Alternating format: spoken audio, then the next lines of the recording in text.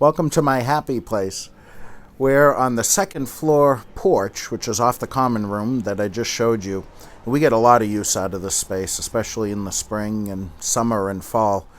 It's great to be up high, and we get a nice breeze out here usually. I love it out here. Now, the gospel that we just heard is really interesting. So you have to put it in the big picture. So remember where we're at. Last Sunday was Laetare Sunday. Laetare means rejoice. And halfway through the holy season of Lent, the church kind of says, stop for a minute and pay attention to where you are. You're over halfway there. You're making it. You're doing it. And keep going with it. And so now we're going to start seeing where we're at in Lent be reflected in the Gospels that we're going to see. So we're in John's Gospel, and for the rest of the week we're going to stay in John's Gospel. And we had this really interesting line in the Gospel today. Jesus said to the Jews, "If I testify on my own behalf, my testimony is not true. But there is another who testifies on my behalf, and I know that the testimony he gives on my behalf is true." To understand what's going on in this, you have to dig a little bit into the Gospel of John. So if you look at the four Gospels, the first three, Matthew, Mark, and Luke, those are called the Synoptic Gospels. But John is very much different. It's often called the fourth Gospel, or the Gospel of the beloved disciple. It's different in style, it's different in structure, it's different even, in many cases, in content. For instance, in John's Gospel, we have the famous 7 I am statements of Jesus. I am the bread of life, I'm the light of the world, I'm the gate for the sheep, I am the resurrection and the life, I am the good shepherd, I'm the way, the truth, and the life, and I am the true vine. Now, the Gospel of John is, generally speaking, divided into two main parts. There's a prologue and an epilogue at the end, but the two main parts are usually called the Book of Signs and the Book of Glory.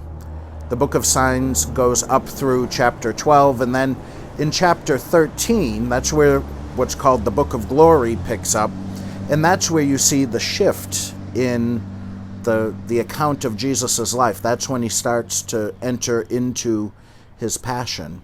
The Book of Signs shows us all the things that Jesus did to show people that he was who he said he was, that he really was the Messiah. And then the Book of Glory then comes in, and it shows why that's important. It gives what it is Jesus came to do, his passion, death, and resurrection on the cross.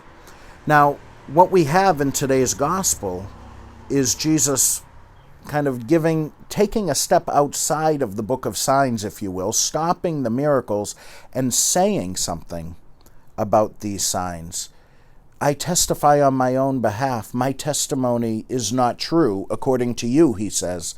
But there's even another who testifies. He's talking about St. John the Baptist.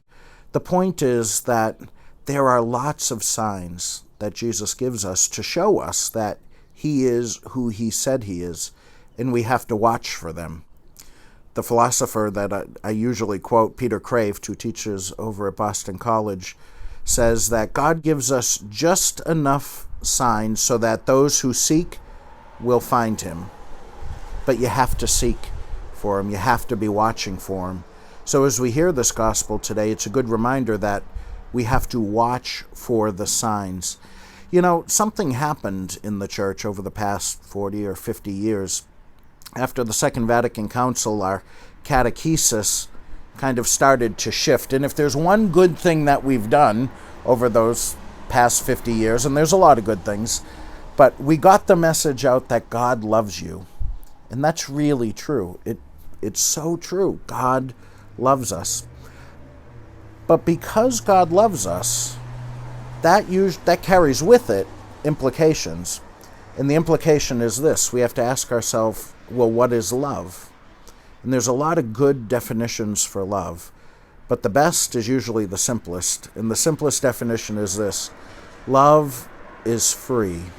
Think about it. There's nothing I could do to make you love me. I'm always telling the kids this in religious ed. I could point a gun at you and say, love me or I'll shoot.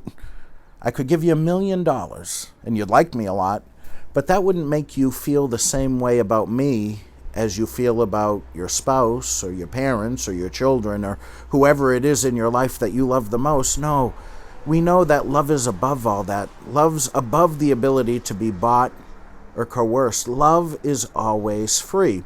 So if God loves us, and if love is free, that means God had to, and that's a strong word when you're talking about God, but it's true. God had to create us with free will. And so if you put that together, what that means is that when we say God loves us, He loves us unconditionally, and it's true, it really is true, what happens is the spotlight, as it were, then shifts from God down to us. And it says, okay, God loves you, which means that He created you with freedom. So what are you going to do with this freedom? What this means is that God will never force Himself on us. He'll give us signs. He'll give us hints of His existence. He'll give us ways that we can see Him working in our lives if we're watching for them. But He will not force Himself on us. During these times of darkness and isolation where people are understandably and justifiably frightened, these are the times where God does His best work. So watch for the signs that He's giving you, that He's working in your life. Watch for them.